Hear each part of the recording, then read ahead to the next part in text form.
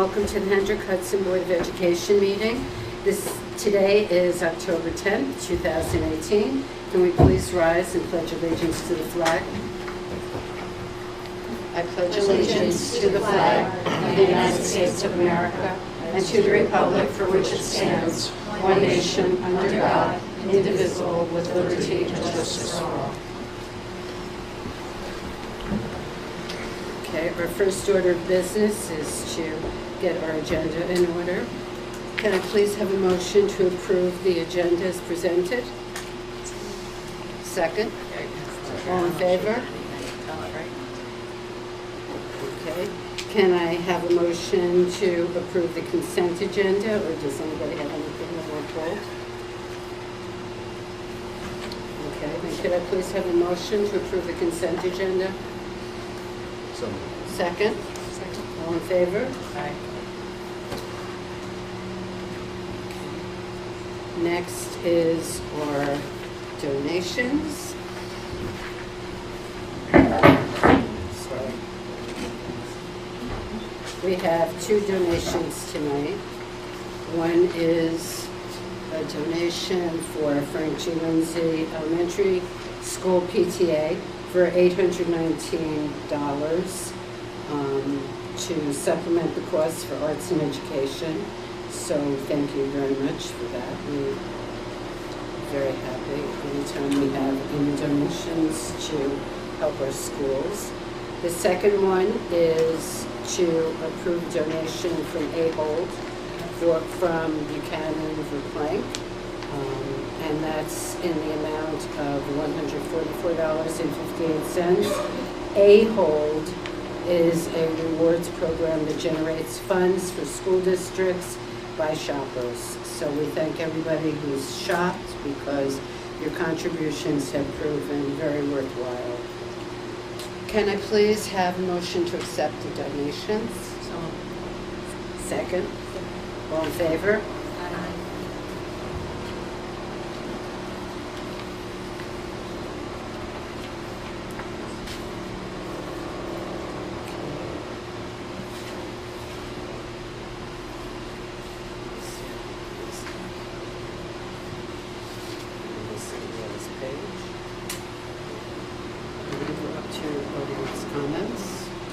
This is audience comments on non-agenda items, and I will give my little welcome speech to everybody. Please know that each speaker is permitted 3 minutes for their comments and must be recognized by our stand-in Diane Tanti tonight. All comments must be directed to the board. The board will listen to comments and input, but will not necessarily debate or discuss these items. Operational matters will be directed to school administration for proper handling. The board is not permitted to address personnel or individual student matters in open session, so please refrain from any mention of specific names of anybody, students, administrators, teachers, etc. The board will limit repetitive comments in order to give time to others wishing to speak, as well as to maintain efficiency during our meetings.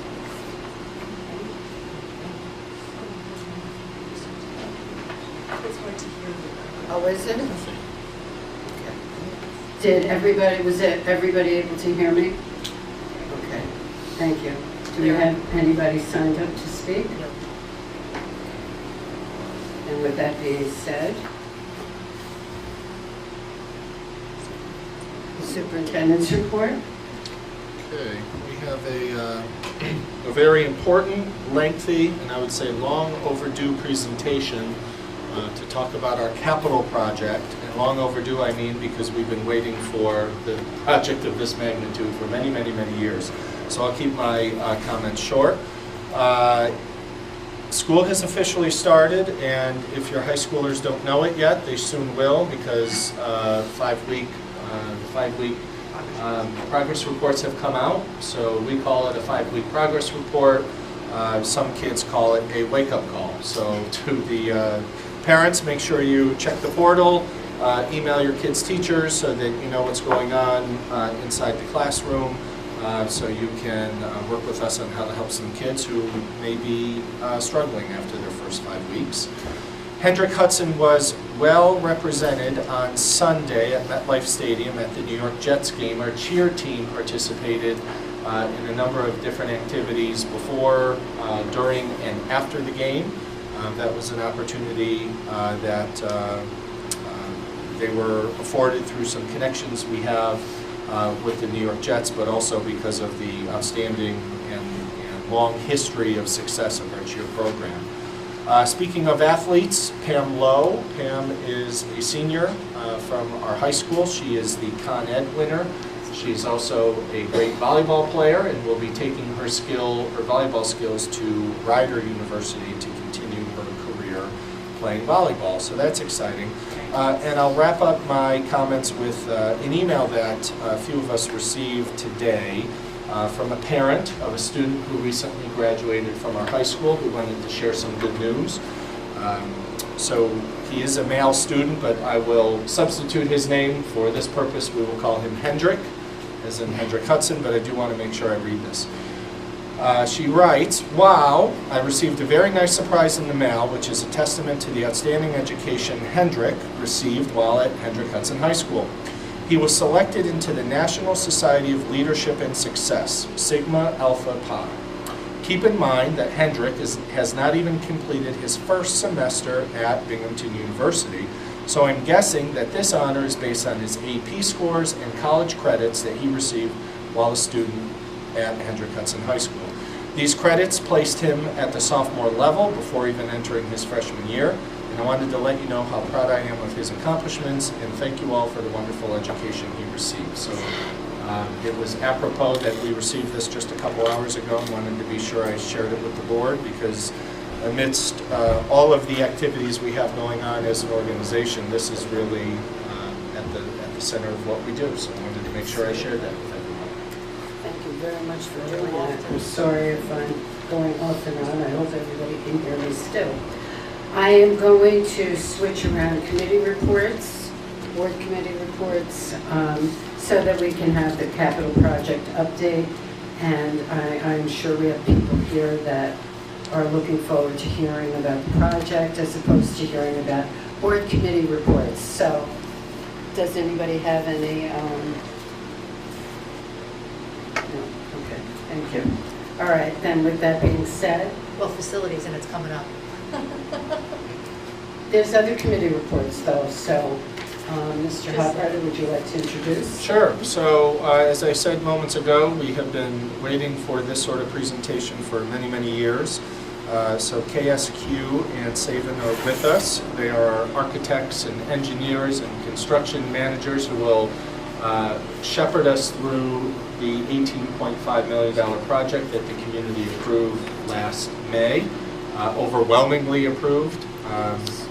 So Armand is with us. Armand has a long history working with our district, and he is the lead architect and designer on this project. So I will introduce him, he'll introduce his team, and we want to walk you through this presentation that really began shortly after the project was approved. The project was approved in late May of 2018, and we wasted no time in hiring an architectural firm, construction management firm, and then getting our principals and administrators together to start having a discussion about the focus of the project and potential of the project. So this is the first update. You'll see some schematics. You'll hear some conversation around the philosophy behind the design and why we're moving in the direction we are. And then we'll wrap it up with timeline and next steps and what to expect as we get into our first full year of the project. So with that, welcome on. Thank you so much. It's an honor to be invited to share the work that we've been working on over the summer in terms of the advancement of the Phase 1 projects for the new Hen Hud bond. I'm joined this evening by Robert Bernice from Savin. He's your construction manager. Bob's been making sure we're on task with schedules and budget. You'll hear from him a little later in the process. From the design team, Michael Herzog from the LA group. He's our athletic planner. He'll be taking over the portion of the presentation that focuses on the athletic improvements. So there are 3 areas of projects that comprise the Hendrick Hudson 2018 bond projects in terms of the phase 1 improvements. And so we'll talk about each of these 3 chapters: the security vestibules, the new maintenance building, and then the synthetic turf and the new track and other improvements in the athletic facilities. I'll start with the guiding design principles in connection with the security projects. You'll see that we've been very systematic for all of the improvements, the 3 elementary schools and the middle schools, so visitors will have the same experience in each of those schools. And this is really important for staff training, for learning how to use the technology that's associated with security practices. We want to make sure that your parents and faculty and all your community members have the same experience and the same protocols when they come to visit any of the schools. So our guiding design principles, a separate visitor's entrance. So during non-drop-off and dismissal, there will now be in the new program a separate dedicated visitor's entrance which will lead you into a secure vestibule. The secure vestibule is just as the name suggests, a place that you're buzzed into. It can be a hospitable place that's warm in terms of its feeling and its outlook, but it is nonetheless secure. And then from there you would be buzzed into the school proper. So that series of protocols is a guiding design principle for each of the schools that we're talking about. We're also very focused on retreat paths. So if any of your staff feels threatened in any way, they have a rear exit out of the administrative suite. So there are many ingredients into a thoughtfully prepared security program for each school. We're partnered with Day Automation, which is the school district's technology consultant. And I won't talk in an open meeting about the types of technology because it's confidential, but I just want to share that there's a layering system that brings the most sophisticated security technology into the schools, and it is part of this entry sequence and training for your staff and your community.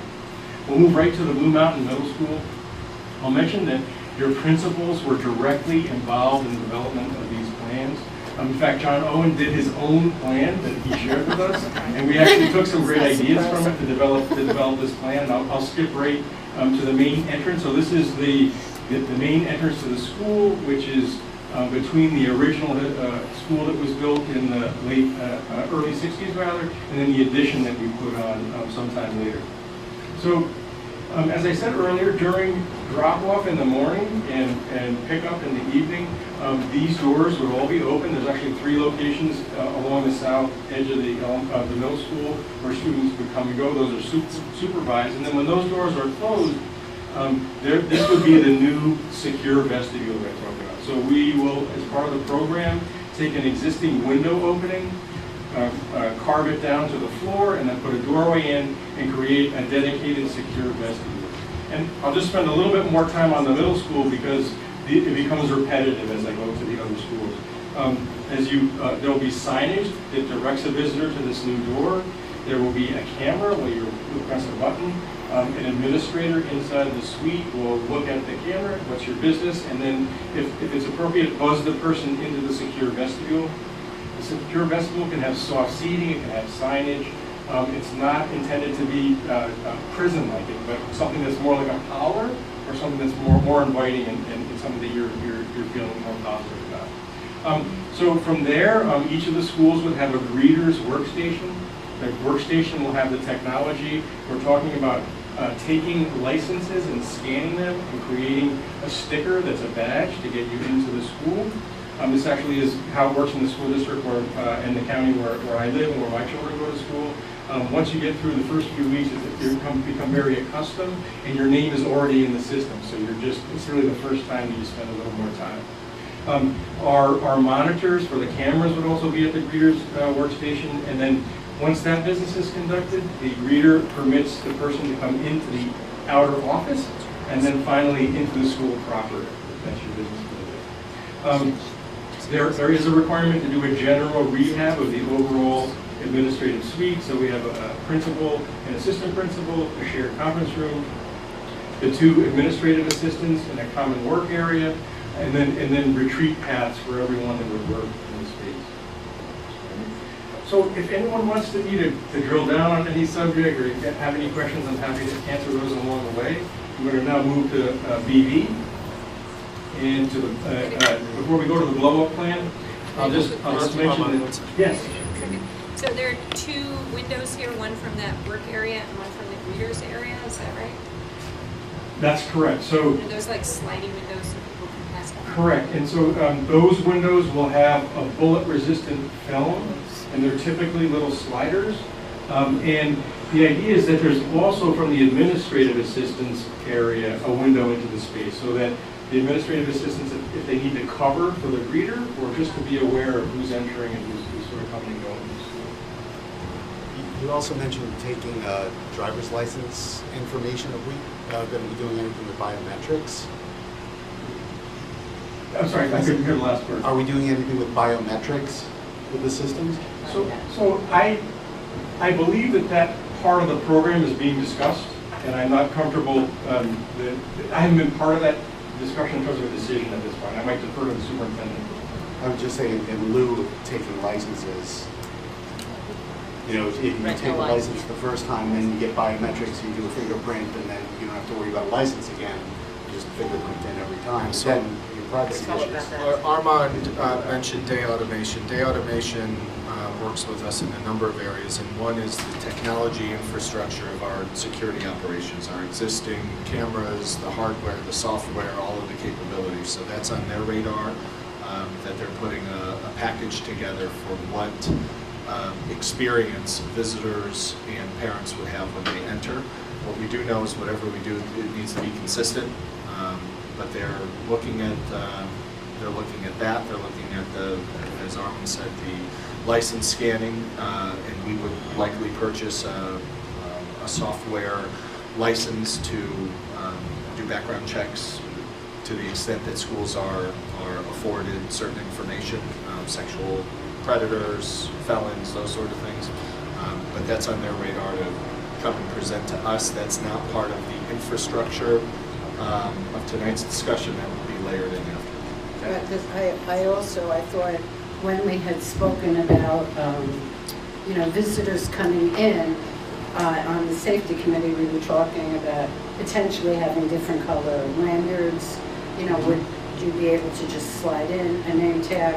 So immediately people, instead of having to read, get up close and read your name tag, they would know immediately by the color of the lanyard that you're wearing that you were a visitor as opposed to a teacher, but we haven't finalized that, I believe, either, right? And those are all excellent Right. Cultural tweaks and changes that improve safety in the schools. And we spoke again and again about the architecture is just part of it, but the technology and the staff training and the cultural awareness of who's in the school. And we really like Day Automation because they're also developing an incremental investment strategy for the school system. So you're not required in day one to make all the investments, but to enhance the systems that you already have. There's new technology in cameras. They call it analytics for the camera, so they'll be able to, well, I don't want to talk too much about it, but it's a fascinating complement to the architecture and to your staff training and security programs that you have.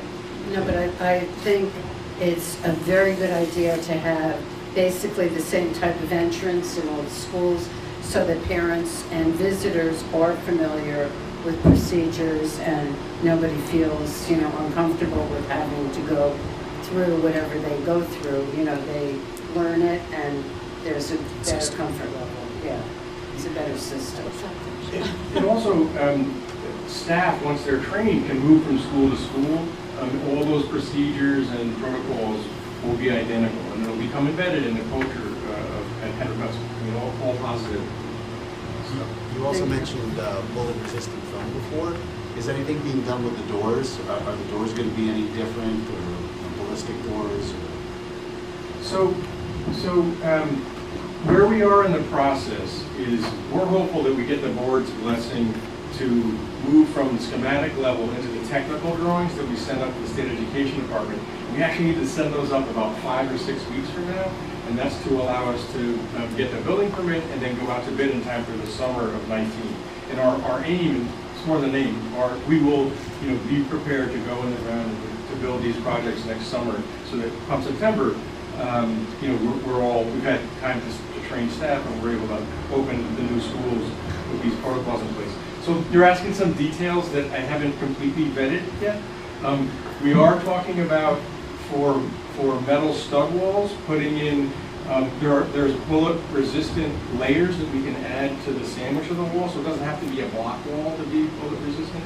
But we're on the same page with you that it should be the whole envelope of the secure vestibule that's been thought through. So to have a bulletproof glass, but then to be able to punch your piston, that's not productive. We're sliding, right? And so we were thinking about that. No, we've talked about that, so thank you. So our work with Josh Cohen at BV and the rest of the administrative team, I'll just share with you that the first step that we needed to contemplate was how to get more space in the administrative suite so that we could add the secure vestibule. And the solution that we came up with, and actually this came from administration, is to remove the 2 toilet rooms that are currently within the suite in this area. There's an alcove that's underutilized in the nurses' suite that's already got plumbing in the adjacent toilet room, and improve this to be a new toilet room. And then also across the corridor, there's a copy and storage room that also has plumbing adjacent to it. And for a minimal cost, these 2 spaces could be improved to make unisex toilet rooms for faculty and others that would use those facilities. So that gives us an increase in the aggregate open area that we have to work with in the administrative suite itself. And again, you're going to hear the same strategies and protocols that I talked about at Blue Mountain. You would peel off to have a separate visitor's entrance door into a secure vestibule. Again, we want that to be furnished with soft seating, to have a flat screen that we can push out messages and information to the community. A greeter's workstation, in this area. And for the 3 elementary schools, the program is the same. A principal, 2 administrative assistants, and a greeter's workstation. Files and copy in this area, the principal's office with a retreat method through the teacher's break room, and then also the administrators can come through in this area as well. So after the public reception area, is there a secondary level of secure enclosure? So let's say you get somebody who goes into the public reception and they penetrate the public reception area. Is there a secondary layer where you can secure it and keep them from getting to the rest of the school? And I think if I understand the question, I mean, these doors are locked during non-drop-off in the morning and dismissal in the afternoon. So the only access to the building during that interim period, essentially the main part of the day, is through this visitor's entrance door. So even your... Well, I'm saying internal, so, right? So you have somebody who gets in here, right? They're Yes. in this secure area. And now they have access through that doors to the rest of this work area, right? So is there secondary security around Yes, this sir. work Thank area? you. Thank you for clarifying for me. So this door is also on an electric mag lock. So we have to grant permission for the person to get into the office proper, and then even this door is going to be locked. So there are multiple layers of access that an individual needs to gain permission and then access into the sequential spaces to get into the school proper. Okay, thank you. So again, there would be 2 windows, 2 slider windows with the greeter and the work area in this proposal as well, right? But so if there was in Blue Mountain Middle School, there's Yes, and 2 windows, you can't really see. I think in this graphic there's actually one from, so that the greeter can see, it's hard to see in this illustration, but there's a window into the secure vestibule and then a window across the main entrance. So that, again, the administrators inside can see who's approaching the school, where they are, and they're not allowed to sort of linger without permission.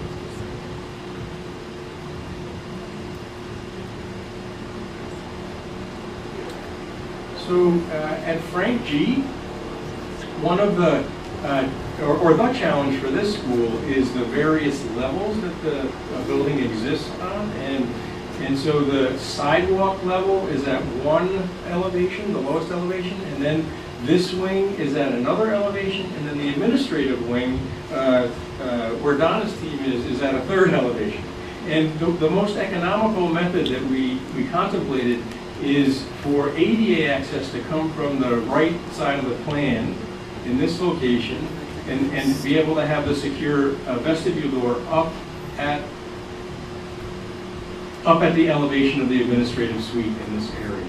All right, so if I am in a wheelchair, I would come from the east side of the campus across and over to the secure vestibule door in this area.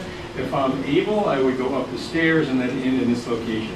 So again, the same sequence of spaces: the secure vestibule, the greeter's workstation, the 2 administrative assistants, and the principal's office. Everybody has multiple retreat paths back into the sort of the core of the school.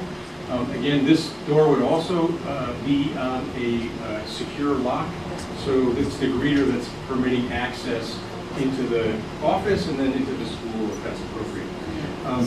You can see all the windows here. There are multiple windows from the greeter's workstation, from the administrative assistant, and then windows into the vestibule on the outside.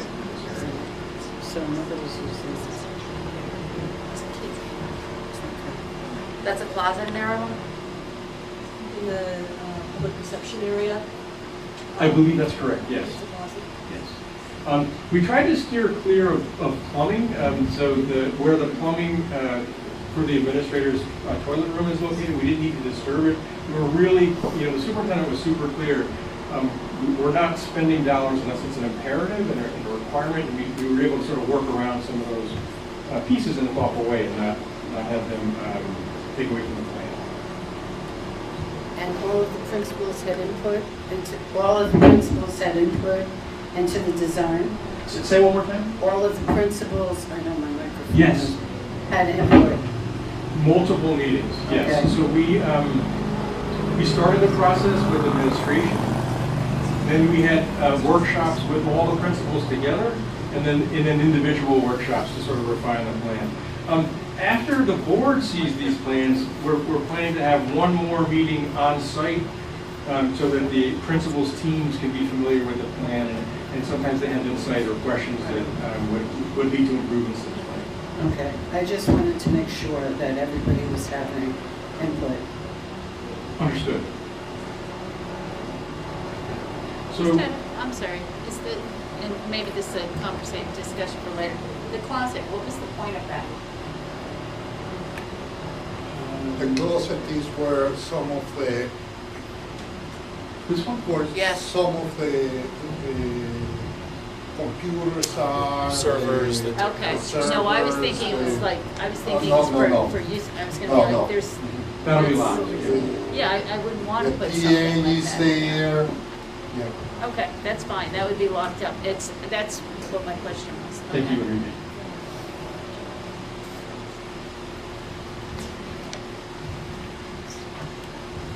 All right, so moving now to Furnace Woods and our work with Dr. Kramer, we actually are proposing to raise the sunken areas of the existing administrative unit so that it's all up at the same elevation with the school.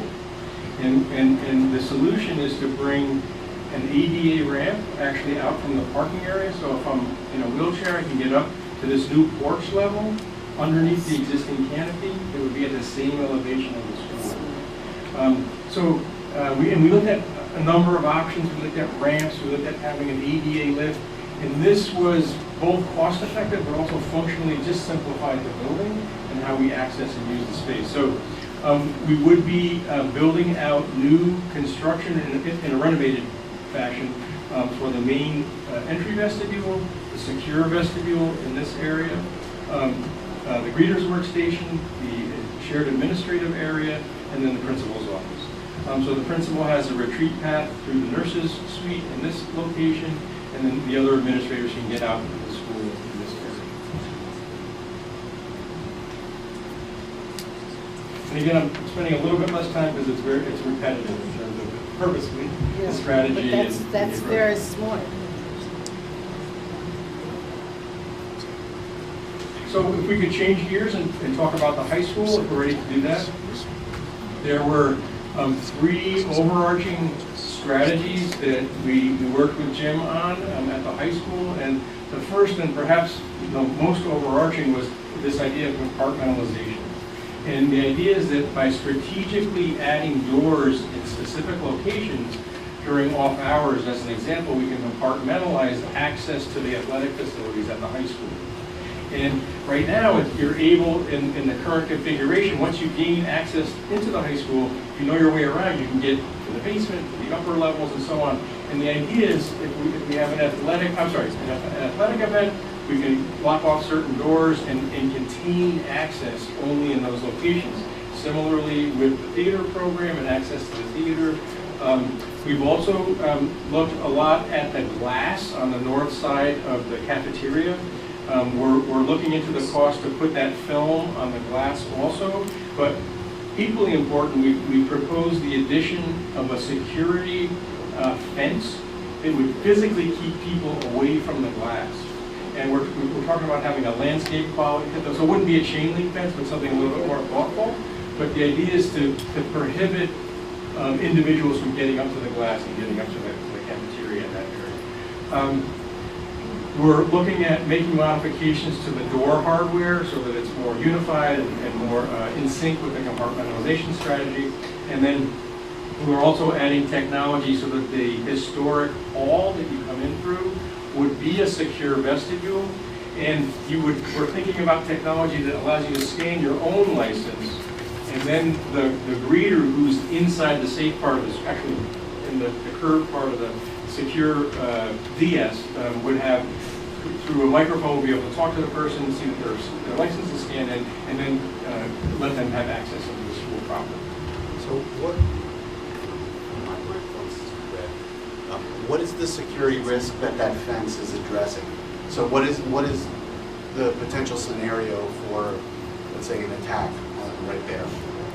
You know, I prefer to not theorize what an example attack could look like, but just physically keeping individuals, I think it's about 30 feet away from the glass itself, is a deterrent, and it buys time. And all of the security measures, I actually should have included that in the principles, okay? All the methods and measures that we're incorporating into your schools is about creating time so that when an adult identifies a problem, there's time to call the police, to call your SRO, to get the proper individuals there that can deal with and mitigate the situation. The reason I ask is it feels kind of close, right? If you're trying to prevent someone from getting to the school, 30 feet is not a lot. Would it make more sense to have a fence with a wider perimeter that keeps folks further away? Because what are you worried about? Are you worried about someone running up to the glass? That's what that prevents. If you're worried about someone getting too close to be able to shoot inside, that's too close. So the question is, what are you trying to prevent by having that fence there? I think, Corey, part of your question will get answered when we get into the track and field design, because there's a potential to use some of that space, that green space, as also part of our athletic facility. So you'll see how the two come together then. Okay. But the film on the glass, I mean, is that a preposterous expense? That I'm so sorry, I'm having a hard time hearing you. I think for some reason, I don't know why. I think it's the fans. It's the fan.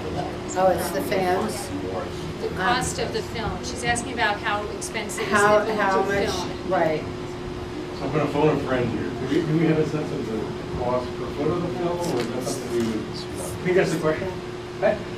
Let us, again, we're in an early design phase. What I'd like to do is thoughtfully report back to the board. Right, and I'm only asking because we have spoken about different, things being included in the safety committee, and I just want to make sure that we have all options potentially open to us, so. Absolutely.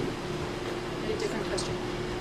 With the compartmentalization, I'm assuming that you're working with the local fire department as well, because I think there was a concern about compartmentalizing for other emergency situations. So the State Education Department is our primary interface, and its administration of the New York State Building Code, and then the SED has its own overlay code. So we actually will be sending these plans up even sooner to get their sort of blessing about how the doors will swing and that part of it. The fire marshal won't have any trouble with a plan like this. Their doors are all wired so that if there's it has panic hardware or smoke detection on both sides, our engineers are already working on those parts and pieces. Would those doors, I'm sorry, would those compartmentalizing doors, would they exist on both floors? Yes. So to be brief for this evening, I brought the main level, but we have a similar plan for the upstairs and for the basement. Well, that's what I was going to say, if you're closing off. Exactly. Consoles, yeah. Okay, thank you. Thank you. So our second chapter is on the maintenance building. Okay. Let us move to the athletics piece, and Mike Herzog is going to talk to you about that.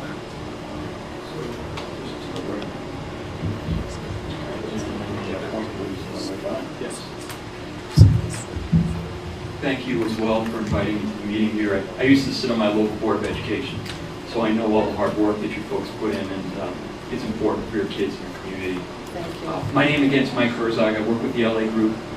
My life, for the most part, in my professional life, has been dealing with athletics for student athletes like your children and PE facilities. So I'd like to talk about your project, and I'm just going to push over one slide.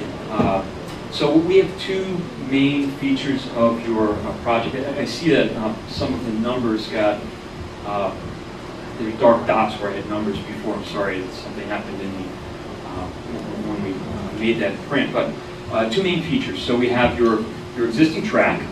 So that facility, for its age, it's actually worn well. You've done a nice job. Your facilities department's done a nice job keeping it in service. So, but we're looking to upgrade that right now. The center portion of your track, of course, is your exhibition field, and we are going to move from natural grass to synthetic turf. And then what I call the upper terrace or field event area, some upgrades there as well. For your track area, there is a long jump, triple jump, and pole vault area. There is a 2 shot puts, and then you have your discus and your hammer throw up in that area. Also, there is an access road that will be used for maintenance staff, but we've also strategically left a green space where you can put some overflow parking. So, you know, that's in a nutshell what's happening up top. But let me focus in on what's happening on the bottom side, where you're investing some money into to make the facility, you know, a little bit more user friendly. So the track is pretty much the same configuration as you have right now. It's a 6-lane track. It'll have a blue rubber surface on it, and we will have a warranty written in. We want to have a high quality service for you. So that'll be redone. The asphalt substrate will be redone as well. Your center turf field, I have some samples that are above the bookshelf over there that we can look at. But we're talking about a synthetic turf carpet that you see at a lot of high schools right now. It would have markings for many of your, well, all of your sports, your spring and fall sports. So we're talking football, soccer, boys and girls lacrosse, and field hockey. So it's truly a multi-purpose venue. We're working out markings right now for the field, and we continue to work with Tom Baker, Jim Mackin. And Marcia was actually here. She was extremely helpful as well, working on the track layouts. So we're working through those guidelines right now. We're looking at different types of infills that you might want to use. I was on the phone with Lisa last week. She was asked some great questions regarding infills as well. So that's the executive version of what we're doing, what is proposed right now, and we're going to be moving into construction documents and sending to the SE. Oh, yes. So we do have the turf over on that side, and if there are questions regarding turf, there are samples that we can pass around, and we also have different types of infills that the school district might want to use as well. Mike, can you talk a little bit about what the timeline would look like for this project, just so folks understand that this isn't rolling out the carpet and then it's played with. Can you go into what demolition may look like, what's involved, and what folks could see over a 9 or 12 month construction period in terms of this facility? Yeah, so the process right now is, so KSQ, and I'm a sub-consultant to KSQ, we're working on your construction documents right now. This first phase of work, or the first phase of work that KSQ has hired us for, will include the athletic field facilities. The intent is to get our drawings into the state education department in November, mid-November. So, and that starts, then they go through documentation. There's form work that needs to be submitted for both the architectural portion that this is going to be tied to so that you get your construction aid, and they'll also be doing reviews at that point too. I believe the intent, and Bob, maybe you can help me with this, we're looking to bid probably in March or April? Yeah, March. So the intent is to have the state education department look at these drawings and approve them from November through February, maybe beginning of March. We put the bids out in March, April, with the idea that we would break ground as soon as Tom and the administration and facilities think it's ready. Generally, we'll start around June 1st. I'm not going to lie to you, it's a lot of work to get done over the summer. I mean, it's an aggressive schedule. We're fortunate, you've hired Savin Engineers, who are a great construction manager. I personally worked with them in the past on a similar project down in Long Island, where I think we started, Bob, right around June 1st in Long Beach, and we finished for a homecoming game in the middle of September.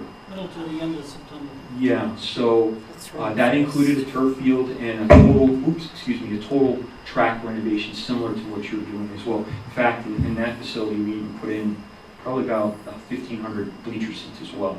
So, so we would start construction around June 1st, and should be done, assuming we have a contractor that's doing their part, because I know we're going to do our part. We should be done mid to end of September. So I just have a quick question. Are we doing anything around the bleachers or That's what we're talking about over or here. concession stand area? You know, like, because we don't have anything for concessions right now for, you know, parents to raise money or PTs to come in and. We have that small concession stand up away. Yeah, but something, you know, close to the field where people. But it's not close to the field. Yeah, I think once we get closer and zero in on a budget and those sort of things, we'll see if there's any opportunity or interest to add those sort of items to the budget. We also have, over the years, received a number of donations from different boosters of the athletics program, earmarked for renovations or improvements to the press box or perhaps a remote concession stand area. So that's all a possibility, but what we have to cost out first are the sort of the nuts and bolts of this stuff. I mean, it's nice to have, because a lot of times there are fundraisers, you know, for particular sports, and the poor kids are walking around, you know, trying to sell things, and it would just be nice to have everything in one location for people. So, in the future. I know, just a point of fact, some of the clients that I've worked with, K through 12 clients, much like yourself, many times they'll bring in a food trailer, you know, a food truck, and serve off of that. So that might be an option for you. Yeah. And Tom Baker is with us. He ran from one event to another. Depending on when we would have a ribbon cutting for this field and this facility, we would either try to manipulate the fall schedules, football, soccer, and field hockey, manipulate so the early half of their season they're on the road and maybe finish at home, or borrow some space from neighboring districts to have some home games at Panis or Peekskill or whatever. Other school districts that have been through this, typically when my peers and I get through our scheduling for fall, of, you know, like there's one particular school district that's doing it right now, he requested, as Mr. Hochweiler said, as many away games as he could for the early part to most of September, and to handle that. And they're just coming up. I think this week it's Pearl River School District. They just got on their turf this past week for the first time. So it's just a matter of working with neighboring school districts, working with my fellow athletic directors to gather away games as much as we can, utilizing whatever spaces we can in terms of field space in our area that we can do for that. But it's been done with other people, and I'm sure we can handle this. And we've done it before in the past when our fields Yep, we were did it in one an spring optimal season. condition. I Yes. remember that. Yes, we did. Thank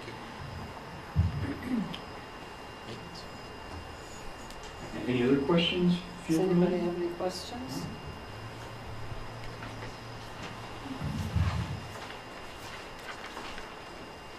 Actually, I did. Okay. You'd mentioned that you were going to roll in the discussion about the fence with the athletic area. Yeah, so, I don't know, Armin, if you can go to the slide of the upper terrace, yeah, one more. All Yeah. right, so where the long jump and those activities are, and where the shot put or discus, yeah, that will coincide with the maintenance road and the distance, what Corey was asking, distance of a security fence. And so I think once we zero in on that space and how much space we need, or we would need for athletics, we could have a better idea of planning for the fence. One question or one solution may be to secure the entire athletic area to the top of the page, which I think is the north, and secure it there where our property butts up against other residents, and then also the top left page. So if we could, we'll discuss that in committee to determine whether or not, that's the right fence line along the maintenance road, or to swing it all the way around. We can,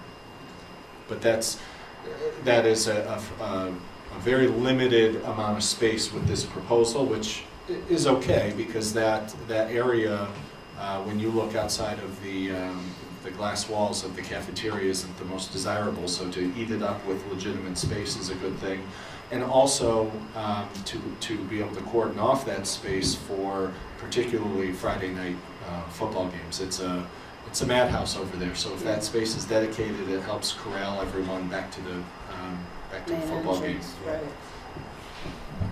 Thank you. Okay, thanks.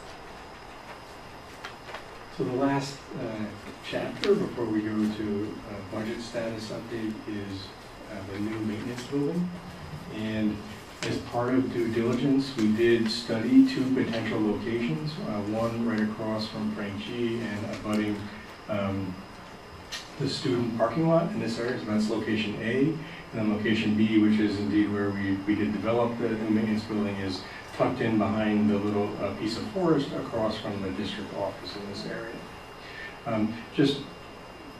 This is a very conspicuous location. It's right across from the main entrance to one of your elementary schools, and then also creating concern about maintenance vehicles in conflict with student traffic and so on. It didn't feel like the right location to put the new building, and therefore we studied this area in some detail.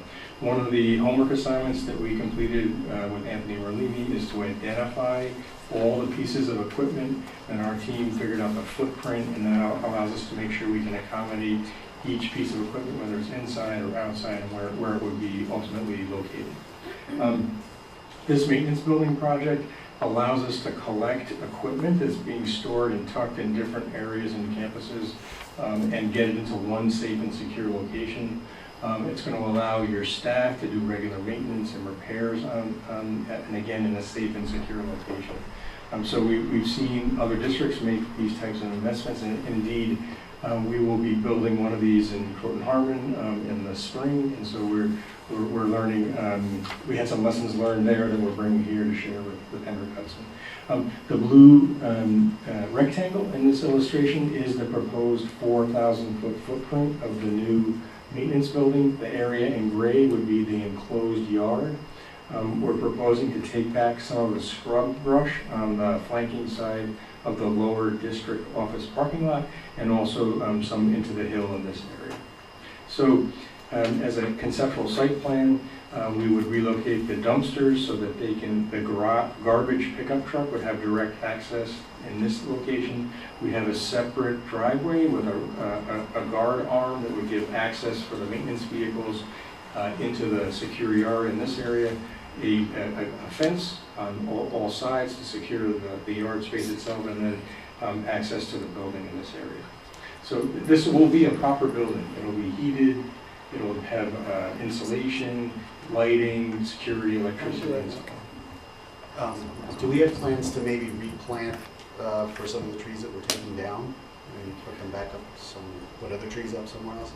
You know, so I'm a lead registered or lead certified design professional, and that's always at the top of my list. We're not really taking, it's kind of scrubs and bushes that became tree-like. Okay. I wouldn't really describe, you know, we're not taking down specimen trees, and there's some rocks that we want to pull out and that sort of thing, but we would be happy to explore that, and actually we're having updates to the topographical survey completed right now.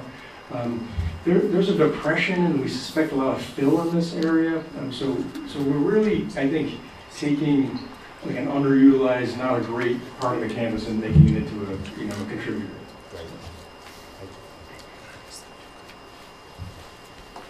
So these are, I don't want to share these with you in a lot of detail, but I just wanted you to see that we've completed the schematic design.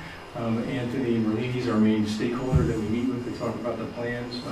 Another facet of the design, actually, I'll go back, is to have a covered area that's separate. The gate would actually make this separate and would allow athletes to come in inclement weather and be under a covered roof. And then we've actually created dedicated toilet rooms that would only be accessible to the students from the outside, so there would be no cross traffic between maintenance and athletes. And again, the way that the fencing is configured, everybody knows where they're supposed to be, and they'll be on their side of the fence, if you will. There is a single full bathroom for the maintenance staff, so there's a sink, John, and a shower. And that's a unisex, just one compartment there, and then a multi-purpose space where for meetings and kind of a war room to have in there. The main part of the garage is in this area. There will be overhead doors, the necessary technology. We're also designing the building so that you can make investments in it over time. You'll be able to add, a lot of maintenance-related and repair-related systems that you don't have to have on day one that can come on day two. This would be a prefabricated metal building, and there are a number of vendors. We'll have an open specification so a lot of people can bid on this. We want, excuse me, we want to make sure. We want to make sure we get the right value for the district's investment. Question, just when you talk, when you talked about the building and the ability to have the areas where things would it be for mechanic type work, like where you'd have the lifts or anything, or would it just be? I think of it as a tall garage. It would not have the recesses where the mechanic can go down in the lower trench. It wouldn't have lifts. That's okay. Well, that's what I was wondering, if it was that kind of a, if that was the work that would be performed there, if it would be a dual purpose, or if it would just be more of, I guess, facilities maintenance, and that part as opposed to repairs and the bus garage type. I think we want to hear about the types of activities that might happen. I thought it was mostly. No, that's fine. I was just wondering if the new building would be like the bus garage, would have any sort of, from mechanics, that kind of facilities, as opposed, or would it be more, that's a Lori kept saying, storage. Yeah, it's going to be both. It's going to be for maintenance of the machinery and everything like that. So if they're out plowing. But it's not going to be a bus. No, it won't be a bus. That's what I'm saying. It's going going to be like plow trucks and lawn mowers and weed whackers and equipment of that nature. Okay, that's right. Thank you. Thank you. Yep. Thank you. Thanks for the water, Anthony. That is those are our prepared remarks in terms of The development of the design, again, we're seeking your blessing tonight to really charge forward with the technical documents so we can stay on track for construction next summer. Bob Bernice is going to just talk a little bit about budget. So we've been part of the meetings that Armand has had with the principals and the committees and all of that, which has been very beneficial to us when we're doing our estimate. Right now, we've completed a schematic estimate for the security projects. We reviewed Mike's schematic estimate on the fields, and we've developed a schematic estimate on the maintenance building. We're on budget on the security projects in the field. We're a little bit over budget right now on the maintenance building, but we still feel comfortable that we're going to get within our budgets with further meetings and meeting with the building manufacturers to get those costs reduced a little bit to get back on budget. Talking a little bit about schedule, we feel good on the schedule as long as we're submitting to SED middle of November, getting approvals in March so that we can bid March, April, and start construction on the fields June 1st on the buildings for the security. At the end of June, when school is let out, we can't start anything until then, and be completed before school opening in September. Maintenance building is going to take a little bit more time, but we'll start that once we get the approvals, probably June or the end of June, and that'll probably be done in the fall, completed. All of these buildings are going to be done by September, June. Am I understanding you right? The security upgrades? Yes. You're going to be able to do that in the summer? Yeah, 9 weeks. Okay. That's normally the time. The biggest piece on the high school would be where the fencing is. And awarding that, looking at the contracts to see how we award that. Is there any kind of contingency built into your budget? So when you say we're Yes. going to be, okay, so what kind of percentage contingency or? We have right now a design contingency built in of 10% and a construction contingency of probably 5%. So with the one that you said looks like it's over budget right now, does that include the contingency or is Yes. that before the contingency? No, that includes contingency. Thank you. We never want to eat into the contingency on the construction. And then sometimes we'll change from the maintenance building, a new structure, have 5% renovations, we may use a 7% just for hidden items, hidden things in walls when we start opening on walls. Okay. And this question I think might be more for Joe. If they go over budget, is there any kind of penalty built into it, or what prevents us from going over budget? Or demands? As we keep adding things. Detailed specs and bids, reviewing all of the bid, that's all public information, so the bids are open publicly. You, the board, have to approve them. And before we would approve any bids that would take us over the Mendoza line, we would have a conversation with this team to say where do we scale back in order to make this work, and then we come back to the board and give you an update on which direction. I have another question, and that's directed to you. What are we going to do if we're having construction at all of our buildings? What do we do with our summer programs that we have? Do we have alternate locations planned already?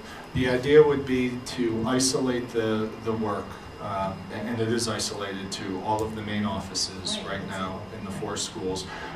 In order to keep summer programs, we would have to have alternative entrances. We would have to maybe consolidate and put more programs in fewer schools, or find different space. Like the library, have we, had chats with maybe the public library, to maybe have certain classes there? I think once we have an idea of how much space Bob and his team would need in order to do those upgrades, we would want to keep as many programs in the schools as possible. For example, today I met with Josh Cohen. He may have to move his entire main office function to the library for that summer, but then again, the library is almost the least accessible part of that building from an outsider's perspective. So we may need to chew up a classroom and have all the technology drops put in there in the kindergarten wing. So, yeah. Well, I'm really concerned about parents dropping their kids off, where all of this is going to happen, And we're talking about making safety improvements. We certainly want to keep our kids safe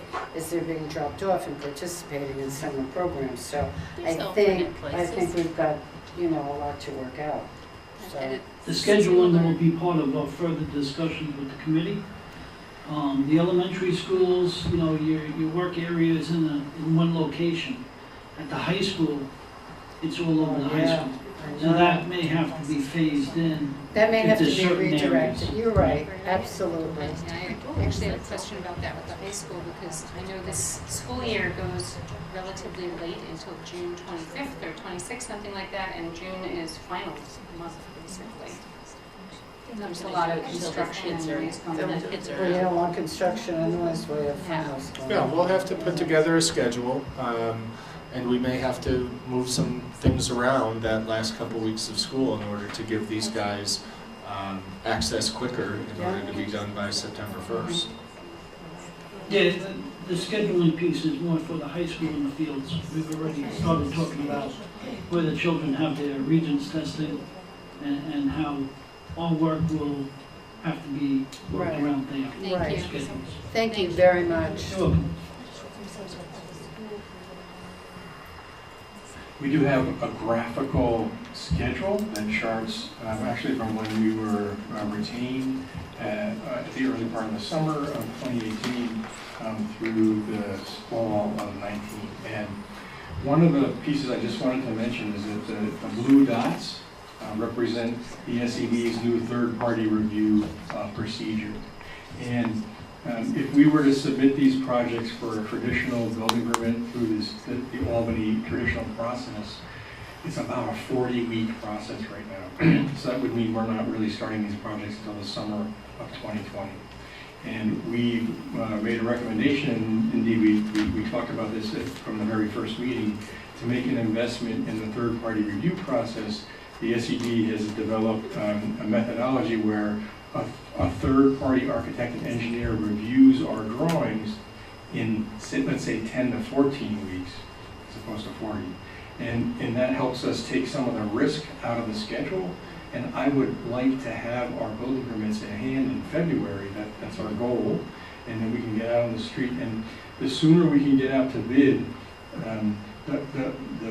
the closer, the earlier in the year we can get out to bid, the better we are in terms of competing with other school projects that are out in the marketplace. So if we can get out in March, it's better than April for good. So what is the cost of the third-party review versus the state review? Because we're buying ourselves a year by doing this. Correct. So in terms of order of magnitude, and we haven't, there are tables that we need to look at the sizes of the projects and assess. There will be 6 projects. The state will recognize 6 projects. So each of your schools plus the maintenance building. And then the athletics projects will be part of the high school project control number so that we can get building aid on the athletics projects. Really, really important. I'm sorry, your question again? So the incremental cost of doing Is the accelerated review versus the state review?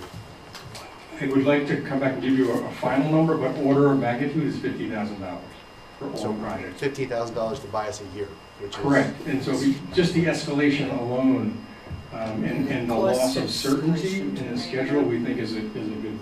Yeah, that 50 is very high. Yeah. You get that extra- What we're talking about is submitting them as a combined project for all the projects together, so you're not paying a fee for each individual project, you're paying one. So That's you great. get a savings there. We just looked at Just step up combining to the the microphone, project thank you. in Pearl River, the middle school and the high school, and we saved them probably $20,000 by combining it. It would have been more like 40 to 50, and I think we paid about 25 to 30,000. These are smaller projects, so I'm estimating probably $10,000 to $15,000. But you're saving that in the time. Right, and in costs too, because costs go up exponentially the longer you wait, so.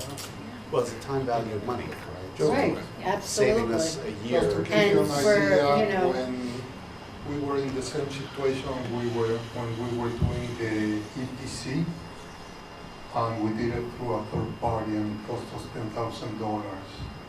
And those $10,000 paid back the first 3 months.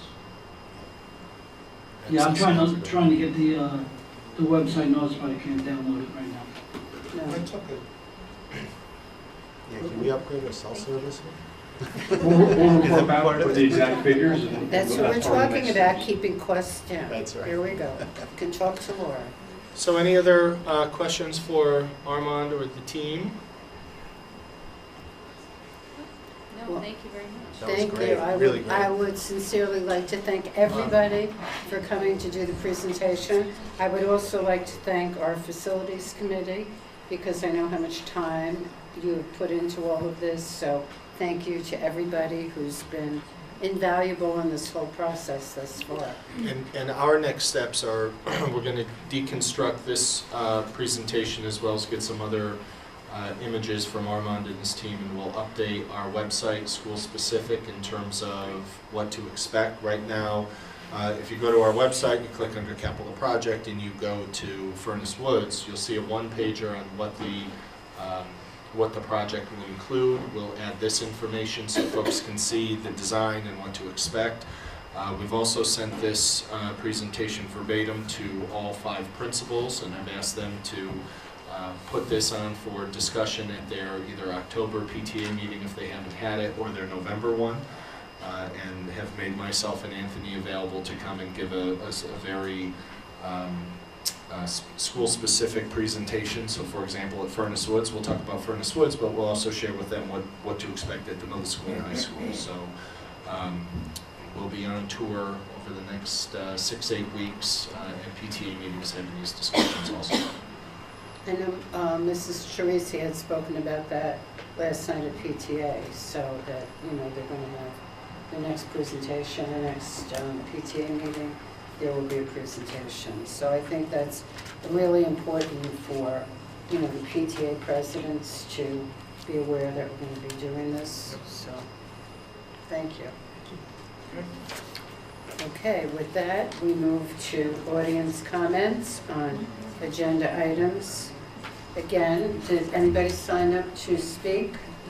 Okay. No, you had to sign up. You can. Yeah, you can sign up.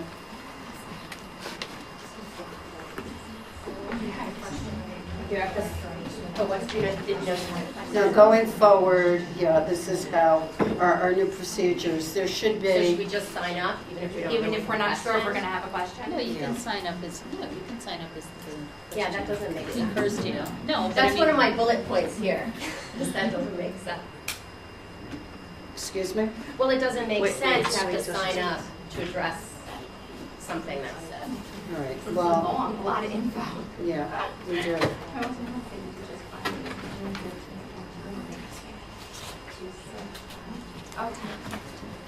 Okay, so before we go, I just want to remind everybody, again, each speaker is permitted 3 minutes for comments and must be recognized and called. All comments must be directed to the board. The board will listen to comments and input, but will not necessarily debate or discuss items with you. Operational matters will be directed to the proper school administrator for handling. The board is not permitted to address personnel or individual student matters in open discussion, and we will limit repetitive comments in order to give time to others wishing to speak, as well as to maintain meeting efficiency.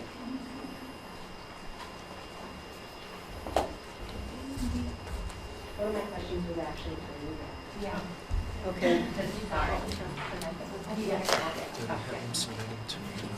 Yeah. What we can do, instead of making everybody stay, we can submit it to Mr. Hochreiter, and he can submit it to the architects for their responses. And then you really help us to stay know the answer, a few minutes for our questions. Do you want them to? It's Yeah, typically not- I think they not could a stay Q&A. for, we're only allowing 15 minutes, so within that 15 minutes, I think you could stay. Is that convenient for you? Okay. Okay. Diane, who's first? Diane, who's first?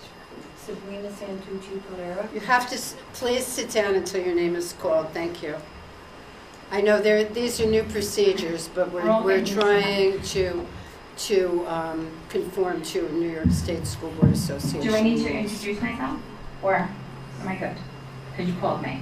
No, you're fine. Okay, good. No, I wasn't sure. I wanted to make sure. In the past, I had introduced myself. I know. Okay. So, really, I have one quick question, and then I have a question for the gentleman. The greeters, who are they going to be? Are they going to be our secretaries that are currently there? Are they somebody you're hiring that is going to be trained in security? Is it going to be our TAs? Who are they going to be? I don't know, Anthony, if you want to weigh in. Some schools have the staffing that will be a greeter. Some schools we may need to hire folks, and certainly anyone new to the organization will be trained. So it could be somebody existing like a TA. Is that what we're saying? Yeah, right now we're designing the space so we have the 3 areas to set up. So we have the 2 secretaries that you normally have anyway, and then we have the 1 additional space for the greeter. So right now, since we don't have that greeter individual, it's going to be the 2 secretaries who are going to be vetting the individuals coming in and out, like they're doing now. And then we have other security personnel that we put in the buildings around the district. So, you know, as time goes on, we didn't want to limit it and just have 2 spaces in there and then add a greeter, because then you have to build more construction. So the future thought was to have that extra space there. Now, whether it'll be somebody that's there existing, like one of the guards that's there, they'll be there for a little bit during the day, or we haven't figured it all out yet, the logistics. Okay. They'll definitely be trained. Okay. We have a security consultant through BOCES, and we have a security consultant that we have on our own on the side, and they do training orders for the staff and everyone. Okay, so we're not sure yet, but if somebody will then eventually be trained to sit in the position. That's the thought process. Okay, and then the other thing is, I'm sorry, no, can you go back to the Frank G. Lindsay slide? Would that be a possibility? I also work at Frank G. Lindsay, and I'm a parent. And if you stand in the office when children walk in and they just stand there. And they wait for an adult. So if I'm looking at this, and correct me if I'm wrong, they're going to probably walk in from the hallway, from the corridor, right? They're going to walk in, and there's going to be the greeter there who's handling the strangers walking into the building. They then have to loop around the corner in which they come to the copy machines before they get to find secretaries. It also is not very becoming if your greeter is, let's say, your TA or your security guard, and they have to come in to talk to your secretaries about pickup, about drop-off, about things like that. They're not seeing them around the wall from the copy area. So, excuse me, and I don't seem to think I know a lot, except that I design my own house. So, could we flip the copy area to this corner, take the desk and flip it here, so that when you walk in, you see the secretaries? Only because I'm thinking from a child-friendly perspective, and what really happens in an office every single day, kindergartners walking in, 3rd graders walking in, not knowing who to find. If they have to go find around the wall of the copy machine before they find somebody, you're going to have a lot of confused kids. It's just not child-friendly. It's not child-centered. I know, so but this was vetted through the principals, from what I understand. I understand, but principals are also not architects. So No. principal, and I understand, and they're all thrown into that thing. So I'm just throwing it out. Not necessarily, you're assuming that greeter is not going to be there, but there No. could be the secretary could stay here during the day. Well, that's why I asked who it is, but I have to tell you, it's right now that our guy, Ken, who's our security guy, he's not helping the kids. He can help the kids, and not that he should be. That's why I'm asking, who is that person? So when they're walking in, who are they going to see? They're going to see a person that's sitting there, and they're going to be not looked at because they're not there to do that. And then the kid will have to find their way around. It's just not child-friendly. So I understand the challenges of Frank G. Lindsay with the elevation. It's very difficult because you have so many different elevations, and I think you did a wonderful job of finding the way in. Can I just share? Absolutely. So we're Yeah. still here listening, and I think we have a concern that's valid, and I want to and report back. Yeah, I think we have to take that under advisement and But I'm not maybe gonna point relook you. at the No, plan. absolutely. I understand that. I know I'm throwing something out. It's a good comment. So let us listen. Thank you, Sabrina. Thank you. Even though it shows a black hole over the wall there, some of them may be a new Right, there might be a- Might be a- Right, but even so, you have a patent shoes. Okay. All right, next, we have 15 minutes, so next, Michelle Piccolo. Michelle Piccolo. Hi. Hi. Seems so every time. I guess I just have 3 things to say. First of all, the process. I don't think it's very conducive to having a working relationship between the parents and the administration.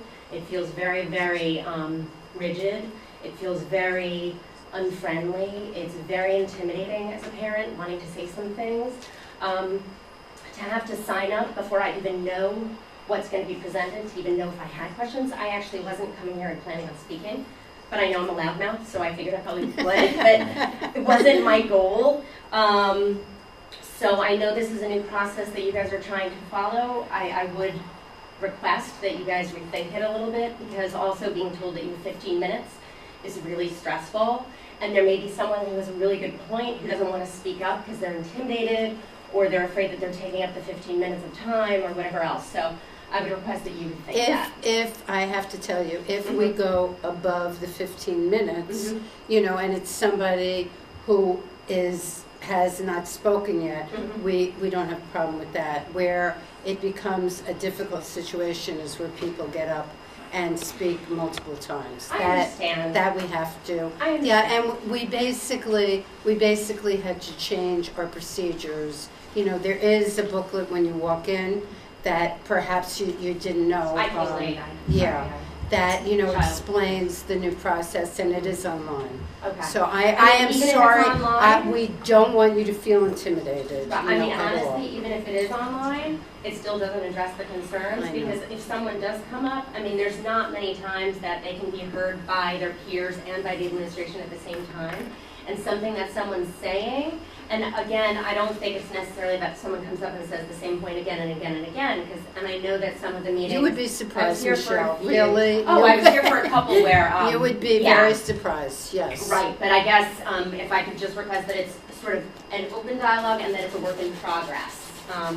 Just Well, unfortunately, I would love to have that, and you're right, that's the way it used to be, but now we are being, and Carol and I can both tell you, we have spent numerous times with people from the New York School Board Association, and they have reviewed our meetings, and these are things that they are encouraging us very strongly to implement. So this is not by our choice. We certainly do not want anybody to come and feel, you know, out of place or intimidated. But this, again, is not the time to be discussing that. You can email me, you can call me, my number is on the website, and we But I can guess have a part of my question discussion. is, when is the time then? Because there's not many forums to discuss this, and an email. Yes, we're having a board meet and greet on October 20th from 9 to 10 at Dunkin' Donuts, and you can definitely come Okay. and discuss it Board then. meetings are also the time to discuss this, no? Excuse me. It's not. She's So asking she board doesn't have- meetings are also the time to discuss these kinds of things. Well, I mean, yes and no. Process, I don't think that this is really the time to be discussing the process, because the process is what it is, and we cannot change the process. Unfortunately, we can't, you know, I guess, so. since you guys made the process, you could, but that's an argument for Tell another her what a time. board meeting, an open board meeting is. Maybe Michelle doesn't understand what it is. Right, I well, a board don't, meeting, right. a board meeting is really not a meeting to dialogue with the public. A board meeting is a meeting held in the public, not with the public. So truthfully, I mean, this is my best example that I also told Mrs. Garrett. If we wish to turn around and face the back of the room, we can do that. I mean, there is nothing prohibiting us from not interacting at all. There's nothing under the school board law that says we even have to have public comments. So, you know, this is not the time to be dialoguing really with the board. This is time to ask informational questions that we can hopefully answer, or send you to the right person to answer them.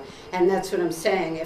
If you want to talk about process now for the meeting, then the right person to talk to would be me, and that would be at another time, not now. Because there are people that are waiting to ask questions. Yeah, and you can not ask helpful. anybody in this room. If you email me or you do call me, I will talk to you. Okay. And I will respond to you. Okay. So, Secondly, Carol's point about the finals, I definitely think that's far more important than meeting a deadline of homecoming. so do we. So just to reiterate that. And lastly, my question for you guys is, and this may be very stupid and ignorant question, but I in the past have heard that there are health concerns sometimes associated with turf. For that reason, I've never been a real fan of turf. So I guess, are you going to address those health concerns to make sure that whatever you do put down, because as the kids are running on the stuff, you know, often it is tires that are chewed up or whatever else, so kids do ingest the fumes that come from those various things that are made, so their joints aren't hurt, but their lungs and, you know, cancer-causing chemicals are there. So as a parent of kids that do play sports, are you going to address that? Huge. Huge.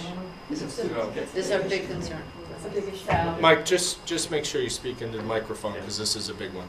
Yeah, very good question. I think I'm glad it was asked, honestly.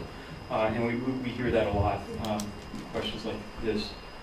There has been a lot of reporting about infills over the years. From the best of my knowledge, there hasn't been any definitive information saying that the ground rubber tires, the SPR crumb rubber, is a toxic health hazard, but there hasn't been a definitive answer either way. We've talked with the board and the facilities committee. Lisa asked some wonderful questions last week about infills, similar to what you're saying. And there are options out there that I know that the Board of Education, they're looking at right now, whether it's organic type of infills. like the coconut? Yeah, cocoa husk or cork is another one. One of another material that we've used a lot downstate in in the Rockland, Westchester County area is something we call virgin EPDM rubber. So it's rubber that is it's pre-consumer. It's before it leaves the factory, and they'll make it into crumb rubber before. So that's an option that I know that we're all considering. That there's a sand that is coated that's a possibility, and they're all options that I don't think a definitive answer has been decided yet, but we're going to look at it. Just interestingly, as just a point of fact, we do a lot of work with universities too, and at the university level, this isn't a discussion. For some reason, it's always the SBR recycled crumb rubber. Every project I've done, we've used. So it's more K through 12. Environment. Growing so much there, you know. So I just finished a big project over in Nyack. There we used the virgin EPDM. But different school districts have a different view of it, and we're going to work with the facilities committee to make, and the Board of Education to make the right decisions. Okay, great. And so I guess you guys will let us know what you, Yes. the decisions are made on that. And the shop, just from a, you know, yes, we will. health-wise. Somebody will get back to you, and we will have future board meetings on this topic. Great. So thank you very Thank you. much. Okay. Okay, next. Janelle McNeil. I just wanted to say thank you. I know that this is a tremendous amount of work that you guys are all doing, and I greatly appreciate it, and the school's moving in the right direction. The only thing I had a comment about, or just an inquiry, was about the fencing at the high school. It just kind of doesn't make sense to me. I just want a little more clarification that you're putting up this fence, you know, by the cafeteria where the glass wall is, but yet there's kids outside on the playgrounds. So is there fencing going to be, you know, around perimeters of the schools? So I just don't understand the concept of putting this fencing outside a glass wall when there's other vulnerabilities at other schools. That's just my comment. That was one of our questions too. Darlene Garrett. So if we use this third-party company to cut down the number of weeks, one, I'd like to know where the $50,000 may come from. Certainly time is money, so I get that, but it would be good to know where the $50,000 comes from. But you mentioned, I think it was you and Mike, I'm not sure, the laws of whether fire codes are being met and all of that would come from the state, if I originally got the note correct. If we use the third-party company, how does that work permit-wise, and does the state review third party also, or what's the sequence of events? Or third party company does everything at that time? So, yeah. So the single authority that we're designing the buildings to is the New York State Building Code, and then the State Education Department has an overlay code. And as the architect of record, I have a responsibility to make sure that the building complies with all those regulations.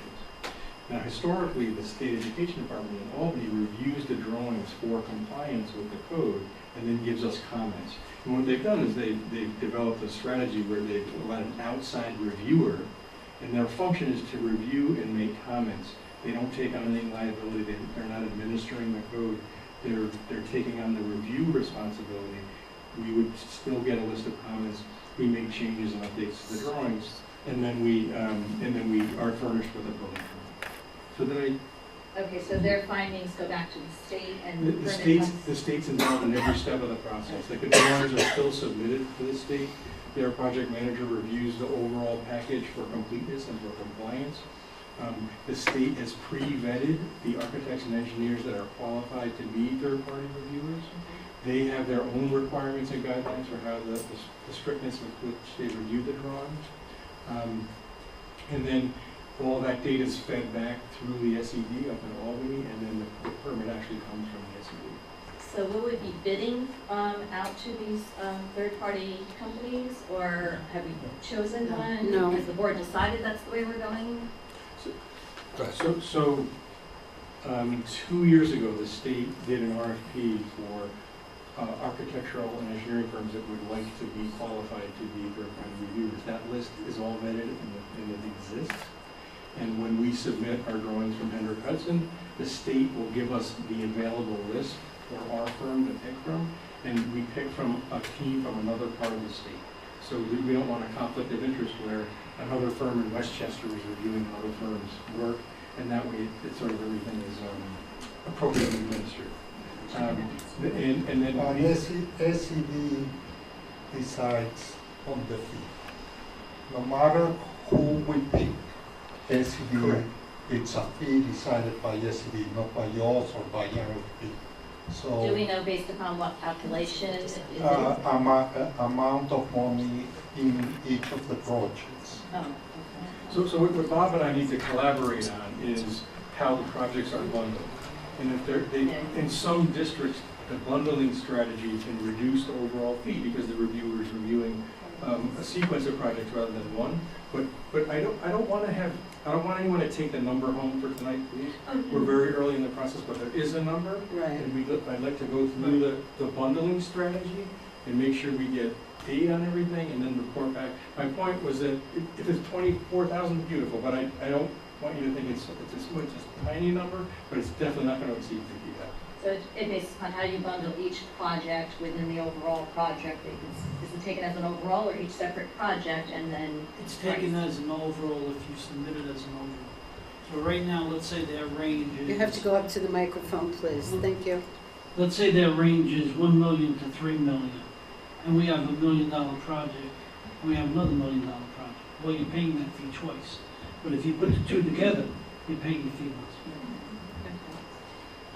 Thank you. Mike, you mentioned you worked on a similar project as you're working on here down in Long Island. What school was that with?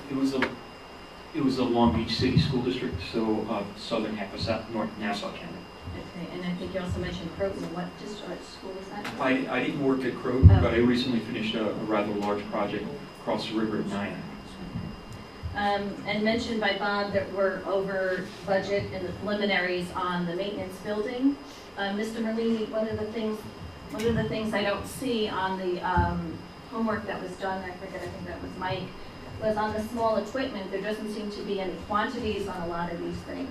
So we're coming up with 4,000 square feet, but we actually don't have quantities on some stuff. We don't have quantities on storage pieces either. So there's some things missing. There's question marks to some of these. So budget may need to be reviewed before you decide, since we are over budget on that, maybe what truly those smaller lawnmowers do take up space, I know. So it may be good to have those quantities. One last point or question maybe is, if we're going to be doing everything at one time, that was mentioned earlier, to whatever the deadlines are, irrespective, are we having one construction company? Are we going to be bidding this and then picking one construction company or multiple construction companies? We have to bid everything. Right. Lowest responsible bidder, and Bob will lead that process with us. But yes, everything's public, everything's a public bid. The board has to approve all related contracts for that work, and they need to meet certain thresholds that are set forward by New York State Education Department. And will it be a one construction company with multiple crews, or is the concept we're going to have multiple construction companies working on all 4 projects? Mrs. Garrett, I don't want to cut you short, but you're way beyond the 3-minute limit. And is there any chance that you could submit your questions and Mr. Hochreiter could get back to you? Okay. Sure. As long as this is the last one, I don't want you to leave feeling that your questions were not addressed. So the question is bidding strategy and how that works based on one bundle of projects or 6 individual ones. Right, the field project definitely will be bid as a separate project, because that's a different type of contractor, and we don't want to pay for a general contractor to come in and add on for the cost of his site contractor and the turf contractor and the track contractor. So we've bid this in the past to field companies that do all that work individually. The security project, we have not looked at yet whether we're bidding that individually for each school or as a combined. We probably will be discussing that with the committee as actually both options and see what the best one is when we get the bids in. Our problem will be getting one bidder that is the low, and then we can't work around it. So we have to think that through a little bit further. Okay, thank you. I just want to say too that these presentations are going to be done at each building. So if you do have further questions that you think of, that would be a very good place for you to attend one of the meetings at the elementary schools. So Joe, is there also going to be an FAQ section? I think that we also have to it's have all 5. a All the Q&A schools. on. All the schools All the schools. will have through PTA meeting, but also as you've heard earlier, all 5 of the principals have been played an active role in the development of these schemes and the input and some of the rationale. So please reach out to your principal, reach out to myself or Anthony with any specifics, but they have been in the loop, and they have, to the extent possible, signed off on some of these schematics and have weighed in as to why one design or Plan A is different than Plan C. So if you have those sort of very specific questions to your child's school, I would first start with the principal or let Anthony and myself know. And I also think we should have a Q&A section on the website maybe Sure. for people to be able to ask questions and have somebody answer them. Sure. Is there anyone else who has signed up to speak? Okay. There's already an FAQ section here, so just Yeah, be just, expanded. expand upon it. Okay, thank you very much for everybody that came and asked questions. And again, thank you for staying. We sincerely appreciate it. And going forward, if anybody has any further questions that you can think of, please feel free to email. Okay, that being said, we're now up to committee reports.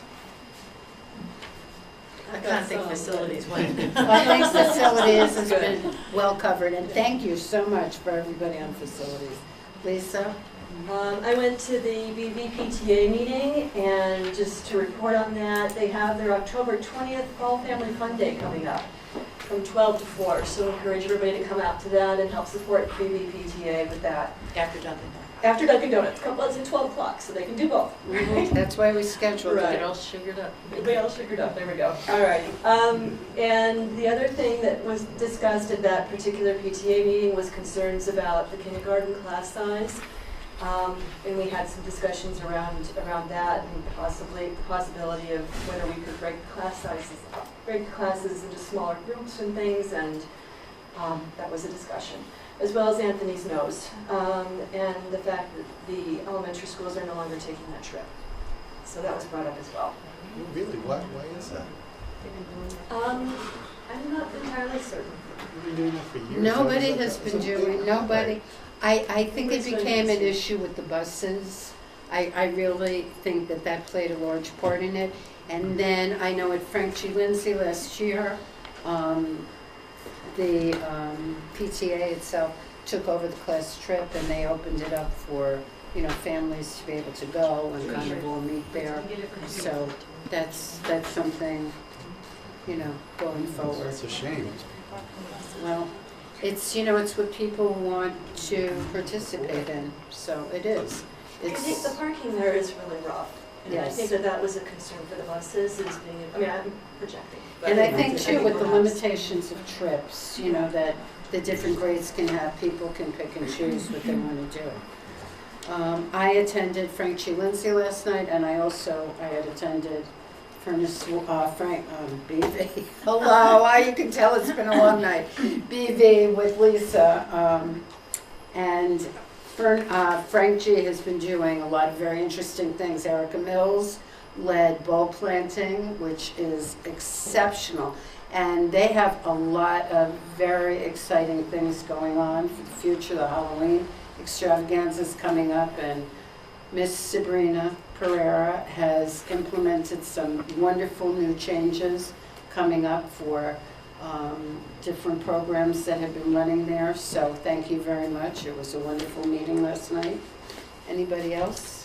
I don't have a committee report, but I just wanted to highlight a couple of programs at the library, at the Hemphead Free Library, that are coming up for teens and parents. On Monday, October 15th, there is a workshop called Setting Your Clocks for Success, Time Management Workshop for grades 6 through 12 and their parents. And their sign-up is already active for that. It looks like a great workshop on how to teach your kids how to manage for projects that are coming up in the future and manage their athletics with their schoolwork. And just to remind people that the Vaping 101 presentation is also coming up on Monday, October 22nd at the Hendrick Hudson Free Library, and that is presented in cooperation with the Cortland Community Coalition. And again, I would like to emphasize that we have our first board meet and greet on October 20th from 9 to 10 at Dunkin' Donuts, so you can come out and see some of your favorite board members and chat. Mr. Hockwriter will be there, and some of our board members. Lisa? There was just, Furnace Woods is having their fair on October 27th as well, from 11 to 4, so that's another fair coming up that will be a lot of fun for people. And then I went to the technology leadership team meeting this afternoon with Mrs. Nair. And She has kids, right? She does Like have a lot of of kids. A lot of Like a lot She of has them. the most kids out of all of us. She wants to get away. We got it. We got No, it. it's important to me. I love my children, but it's important to me to be participating in these activities. People don't realize in the community how much time, besides board meetings, board members put into things. So she's a prime example. So I guess maybe some highlights from that I took away from the meeting. There's one-to-one Chromebooks at BV and Furnace Woods. Frank G. Lindsay is getting them next year, which is really exciting. And they're working on a technology, what do you call it thing? Digital citizenship. There we go. Digital citizenship program, which is really important for our kids to be able to understand how to be safe on the internet and how to make their presence safely, you know, in this digital age that we're in. Put the phone down. That's how to do it. Okay. Okay. I don't know how likely that is. Many of our children are probably addicted to them, but anyway. So they're breaking it down into different groups: K through 2, 3 through 5, 6 through 8, 9 through 12, and I think it's a really great program, and I'm looking forward to hearing more about what we do with that. It's really great. Okay. Anybody else? Okay. With that being said, then, can I please have a motion to adjourn the meeting? So moved. Second? All in favor? Aye.